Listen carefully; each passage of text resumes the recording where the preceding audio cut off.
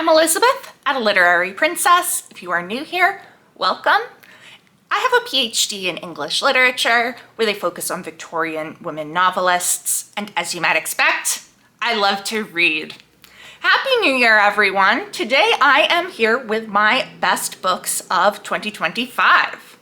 So, how this works. First, as kind of honorable mentions, I do the top 5 rereads, and then I move into the top 10 new to me books. So the rule is that there is only one book per author, and series count as one entity. Unless, some of them are rereads and then one of them is a new read. We don't have that problem here, but I did want to mention that. So let's jump in. Beginning with the rereads, at number 5 is The Murder of Roger Ackroyd by Agatha Christie. This is one of the Poirot books, and it was one of the only 2 that I had read before. It's book number 4. And this is just so good. Even though I knew who the murderer was, because I'd read it before, it was still such a delight to go through because I didn't really remember how it happened. I know that you killed the guy, but I don't know the rest of you. I don't know why you did it, how you did it, any of that. So even though it was a reread, there was still this sense of mystery for me. And I just think this is one of her really good ones. My top 3 of hers so far have been The Murder of Roger Ackroyd, and Then There Were None, and Murder on the Orient Express. They're just so good. I'm not gonna say much other than that. Obviously, it's a mystery. I think there's 2 people die within 24 hours, and Poirot is on the case. Just so good. Highly recommend if you're thinking about picking up some Agatha Christie, but you're like, I don't want to read all the Poirot books in order, which is completely fair. This is a great one to go to. At number 4, we actually have 2 books in a series, The Queen of the Tierling by Erica Johansson and The Invasion of the Tierling. So I had started this series quite a while ago now and really loved these 2 books. And then I just never got around to the 3rd book. So I decided that this year I was going to finish the series, which involved needing to reread these 2 because I didn't really remember it well enough to jump right into the 3rd book. I really loved these. This is about Kelsey, who is taking her rightful place as queen of her country, the Tierling, and it's a mess. It's a real mess. And we are going through that with her, looking at the alliances, the enemies, and then there are these 2 magical sapphires that she has that are showing her some pretty weird stuff. I just think these 2 books are so well done. I really love the characters, even though they're not always the most likable people. Some of them are pretty, ugh. But they're so good. It's such an interesting world, and it blends sci-fi and fantasy really well because it is actually I don't want to say post-apocalyptic because it wasn't the apocalypse, but it's there was a dystopian world and they took ship and moved on to create a new world. So it's really interesting that we go from this kind of futuristic dystopia, which we do get to see in book 2, to this much more fantasy, knights and swords, horses, and stuff like that. It's just really interesting and well done. I'm sad that the 3rd book did not make the list anywhere, but the first 2 are so good. Coming in at number 3 is The Shining by Stephen King. Honestly, I was debating between this as number 3 and it as number 2 because the book in slot number 2 is by my other favorite author. Stephen King is my favorite modern author, and then I have a favorite classic author. I love The Shining. This was my second time reading it, but I had a really good, I remembered it very well, but it was still just so much fun. Oh my God, what is his name? Jack. Yeah, Jack. Jack, his wife Wendy, and their son Danny moved to the Overlook Hotel for the winter because Jack has taken a job as winter caretaker. And this place is not right. This is a haunted hotel, if ever there was one. Danny also has this special ability called the Shining, and it's kind of making his whole experience there a lot worse. This is scary. It is, but also really character driven, well-developed characters who are not always likable, but you understand and you feel for them. I'm so glad I reread this. It was just truly one of his best works, I think. I forget where I put it in my Stephen King ranking, but it was pretty high up there. Book number 2 by another favorite author is Emma by Jane Austen. I read this for Jane Austen July. Third or fourth time, I'm not sure. I love Emma. My favorite love interest is Mr. Knightley, and Emma is actually become a character who I'm very, very fond of. I think she was at number 3 in my ranking of Jane Austen's heroines. So she is handsome, clever, and rich, and she likes meddling in the lives of other people when she has no business doing that. And these are the consequences. I mean, it's Jane Austen. You might be like, Elizabeth, how are your 2 favorite authors at 3 and 2? What happened?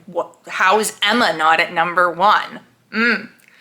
Because yes, this is truly, truly a phenomenal book, and I adore it. Oh, so much fun reading it for the group read with Jane Austen July.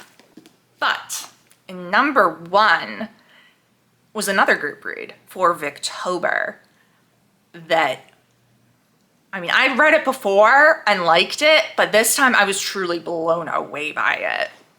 And that's Hester by Margaret Oliphant, another favorite author. This is another really character-driven one. We are focusing on the psychology of these characters. We're following Hester, who is a young woman, and she is butting heads with her older relative, Catherine Vernon, who is the matriarch of the family and runs the family bank. And they are just too similar to get along. In the meantime, we also have Hester's 2 cousins, whose names I'm not going to remember unless they're on the back. Edward, who is Catherine's favorite and who she treats like a son. And then I think the other one is Harry. And we're just meeting all these people in the neighborhood and seeing the intricacies of these relationships and how that turns out. I just really, really loved this book this time. Possibly my favorite by Margaret Oliphant, which means I need to reread Miss Marchbanks to see which it is. But it was just delightful to reread this again with the group for Victober. And I'm just so glad that I got to pick it up again because it's become truly a new favorite. So now we move into the top 10 new to me books. And coming in at number 10 is Death of the Author by Nnedi Okorafor. This was a new release, a sci-fi book, and I'm not usually a sci-fi person, but it is about Zelu, who is a disabled author who's not really doing too great in life, and she decides, you know what, heck with it, I'm gonna write what I want. And she writes this sci-fi novel that blows up and becomes super popular. This was so fascinating. We kind of had 3 parts. We had Zelu writing the book, and that. And then we had the parts of her book, Rusted Robots. But then we also had these kind of interviews with her family members that is taking place sometime after the publication of the book. And something has happened, but we don't know what.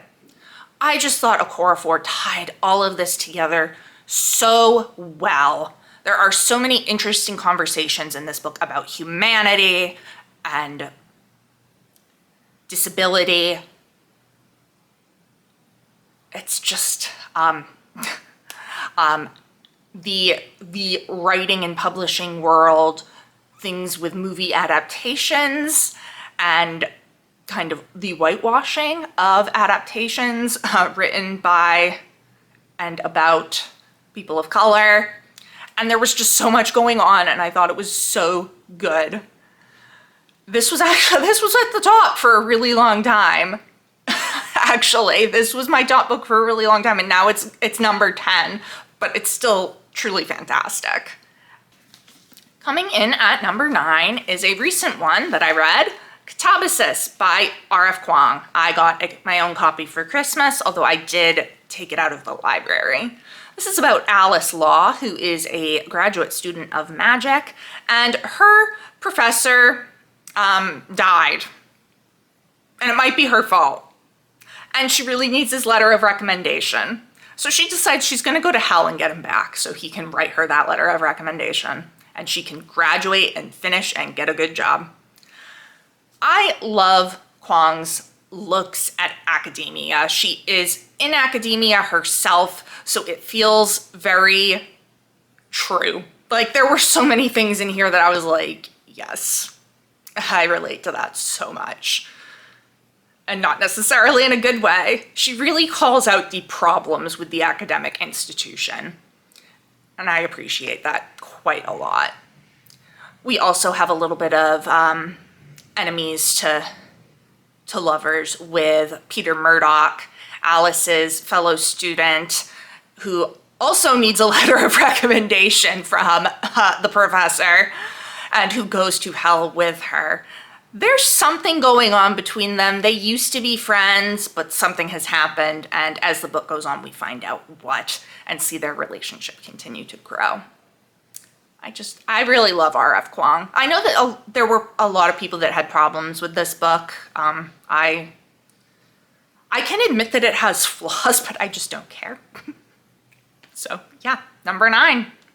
Coming in at number 8 is some poetry, and that is the collected poems of Sylvia Plath. I have been in my second Plath era.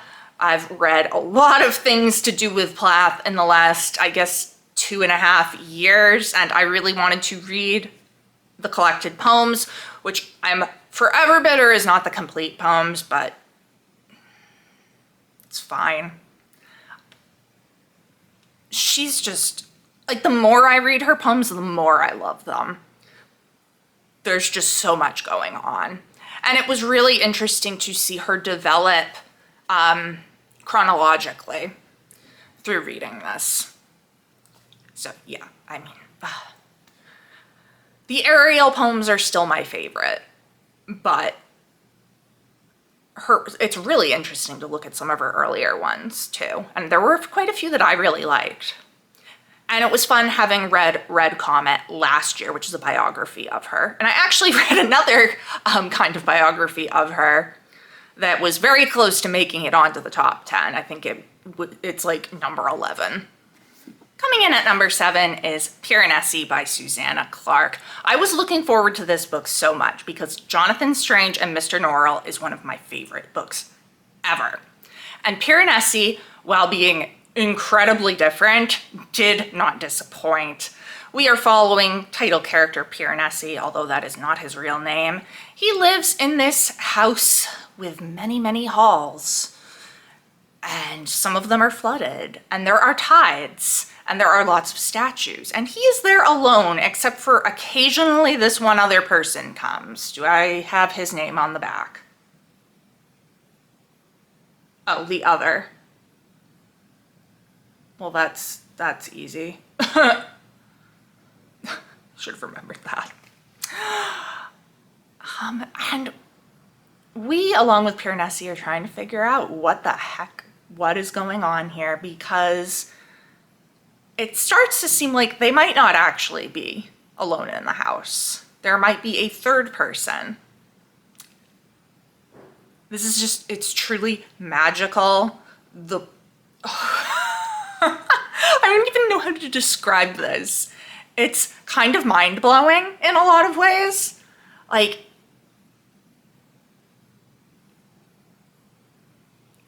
just wow. Clark's writing is so beautiful. I love the world she creates. This is such an interesting world. And just truly, truly a delight to read. And I already want to reread it. So, high praise for it. Coming in at number 6 is Our Mutual Friend by Charles Dickens, which I read for March of the Mammoths. This is now officially my favorite Dickens book, although I do have to reread David Copperfield to truly say that. But I think this is just such an incredibly complex work. What are we doing? What are we doing? What is this about? Mainly, this is about this fortune made in dust, and the heir to the fortune is pulled out of the river dead. So it reverts to some servants. We are following everybody involved in this. Everybody who has come into contact with the fortune somehow, or we are following Lizzie, who pulls the body of the heir out of the river. It's kind of just this network of people who are connected. This is one of the best Victorian villains I've ever seen in my life. He is scary. Scary man. And just so many great characters, like Lizzie, like Jenny Wren. And I mean, it's just a masterpiece. Are there some problems with it? Yep, there was some things at the end that I was like, Dickens, really? But I didn't care at the end of it all. This was just such a tour de force, if you will, and truly impressive. Coming in at number 5 is The Heir of Redcliffe by Charlotte Mary Young, another Victorian classic. This is about Sir Guy Morville, who is just living his life and trying to be better than his predecessors. He is welcomed into the Edmonstone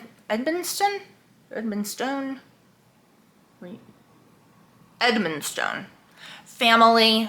The father is his guardian until he comes of age. And then there is also his cousin, Philip, who is a judgmental jerk through most of this book. Philip, does not want to see the good in Guy. He is prejudiced by what Guy's predecessors have done. And this is a beautiful story. Tears to your eyes, beautiful story. I loved the character of Guy.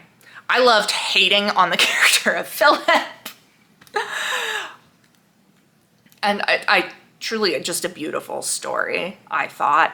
And it's like Our Mutual Friend, it has become one of my favorite Victorian books. So, yeah. Again, I can't wait to reread this. I want to reread it now, especially because now I have this physical copy. I'm super excited to read it from this. Coming in at number 4 is one that I got out of the library. This is The Bog Wife by Kay Cronenster. This is a kind of gothic, semi-magical realism work following the Hadsley siblings who live on their family's land where they take care of this bog in West Virginia. And the bog is supposed to, when the patriarch dies, they bring the body and put it in the bog. And the bog is then supposed to produce a wife for the oldest son. And when their father dies, no wife pops up for the oldest son, kind of throwing everything they know into chaos. The atmosphere in this book is phenomenal. Very much reminded me of Shirley Jackson's We Have Always Lived in the Castle, which is one of my favorite books ever. Especially with the character of the youngest sister, Nora, who has some of the strange eccentricities of Mary Cat without, if you know that story, without being Mary Cat. We have the middle child, Wenna, who had ran away and escaped and has now come back because of her father's death. The oldest sister, Etta, who is trying to run things and just hold it together. And then Charlie, the oldest son, supposed to be the new patriarch, who is very much doubting everything to do with it. There's also a youngest son, Percy, who is like very into the bog and the world, the wilderness, and again, keeping this way of life they have alive. It is such a fascinating book. Again, I want to reread it. I need to buy my own copy of this one, definitely. And it just truly was beautifully written, beautifully crafted look at complex family relationships with this really interesting magical realism element. Coming in at number 3 is a work of nonfiction. This is Jane Austen's Bookshelf, a rare book collector's quest to find the women writers who shaped a legend, by Rebecca Romney. Yes, this is a dust jacket. My mother is reading it right now. So, have a dust jacket. I got this book for free in a Goodreads giveaway, and I'm so glad that I did. This is such a good book. We are going through several women writers who came before Jane Austen and who influenced her. Frances Burney, Anne Radcliffe, Charlotte Smith, Charlotte Lennox, Elizabeth Inchbald, a few others whose names I'm not remembering right now. Hannah More and Hester Prale Theozy, I think. And I think that's all of them. This is just so well done. Romney weaves together biography, literary criticism, and her own memoir and discussions of rare book dealing. And it's just such a fascinating combination. I learned so much. I want to learn more about all these women writers now. I also read quite a few of them for my 18th century novel project, which made this extra fun for me.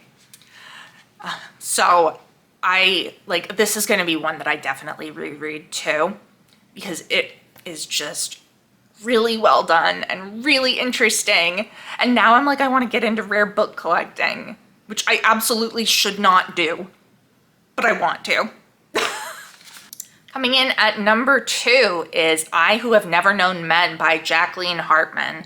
I read this in translation from the French. The translator is Rose Schwartz. Oh, this book. Wow, what to say about this book? It is science fiction, like kind of dystopian. We are following 40 women who have been imprisoned in a cage underground. They don't know why. They are tended by several guards, but the guards don't speak to them or touch them or anything. And they don't even really know why they're there. They have very vague recollections of their life before. We are following the youngest woman, who was just a young child when they were locked in the cages. So she really has a different viewpoint than the rest of them, because while they can remember stuff from the past, this is all she's ever known. And then one day, they are able to get out. Something happens, the guards are gone, the cage is unlocked, and they emerge into the world. And this is what happens. This is, again, one that deals with like what it is to be human, communication, the importance of speaking and writing, and human relationships. Even though it is science fiction, it's very literary. Like, it is a literary science fiction. You don't get explanations for a lot of the stuff that happens. And while I did want to know about some of that stuff, it didn't matter. It is beautifully written. One to really make you think. I read this for a book club, and the conversation we had on it was so, so good. If you're looking for a book club book, this is a good one. But yeah, this book truly blew me away, and would have been at #1 if it weren't for a book that I read in November. And that book, the #1 best book of the year for me, is Romantic Outlaws: The Extraordinary Lives of Mary Wollstonecraft and Her Daughter Mary Shelley by Charlotte Gordon. This is a joint biography of mother and daughter, alternating chapters between their lives, and seeing how did Wollstonecraft influence Shelley, how does Shelley interact with Wollstonecraft's ideas, and of course, all of the chaos that is going on in both of these women's lives, which is a lot because the romantics were crazy. The drama is messy. We go to revolutionary France with Wollstonecraft. We, of course, are with Mary Shelley as she writes Frankenstein in a villa at Lake Geneva during the year without a summer, stuck in a house with Byron, his doctor, whose name I'm not remembering right now because I can never remember it, and her husband, who was not really her husband, and her stepsister. And messy, messy, messy relationships. Just truly fascinating. I had such a good time with this. It reads like a novel. Like, it is so incredibly gripping. Gordon does a great job making you feel like you know these women and all of the people around them. She really pulls you in. And I just cannot recommend this book enough if you have any interest at all in Wollstonecraft or Shelley or the Romantic era in general, because through these two women, you see a lot of the major stuff that was going on. It was just so good. Again, I'm like, I want to reread it now, which I should not do because there are other books that I need to read and want to read, but it was just truly, truly amazing. I wish I had read this sooner. It came out almost a decade ago, if not a decade ago exactly. And I wish I had read it sooner, but I'm so glad that I finally got to it because I truly, truly adored it and cannot recommend it enough. So those are my best books of 2025. Let me know down in the comments, have you read any of them? What did you think? What were some of your favorite books that you read in 2025? If you enjoyed this video, please don't forget to give it a thumbs up and subscribe to see more of my bookish content. It has been great chatting with you. I will see you soon. Bye.